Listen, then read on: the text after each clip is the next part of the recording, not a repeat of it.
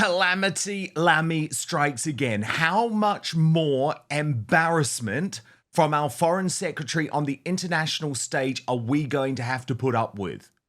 The man who, just remember, thinks Marie Antoinette won the Nobel Prize for Science, who thought the BBC were being racist when they spoke about black smoke leaving the chimney during a conclave electing a previous pope.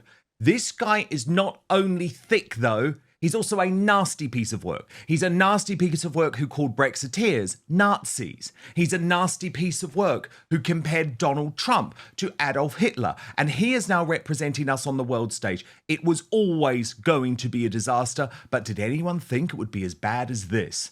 Front page of The Sun today. Foreign Secretary yelled effing French at me, says fair row cab driver. Now, of course, there's a whole load of back and forth about exactly what went on in this French cab.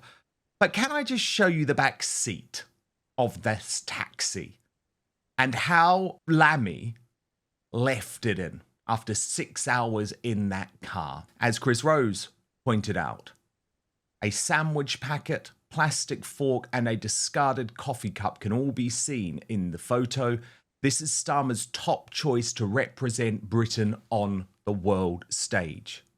I repeat, he is an embarrassment.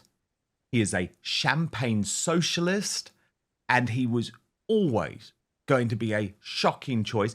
Did he assault this taxi driver? Well, of course, the taxi driver says no.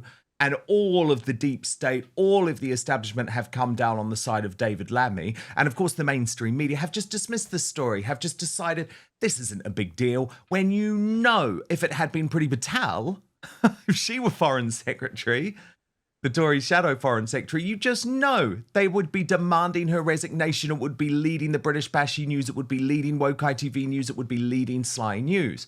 And Patel actually posted on this saying, if these reports are correct, then Calamity Lammy must be honest about the details of his trip, as this is becoming an embarrassing saga for Britain's chief diplomat and for our country. I replied to her saying, if this had been you as a minister, it would have been leading every news bulletin. The PM would have been hounded about it. You would have been doorstepped every morning. You can't hate the MSM and its hypocrisy enough. Lammy is an international embarrassment.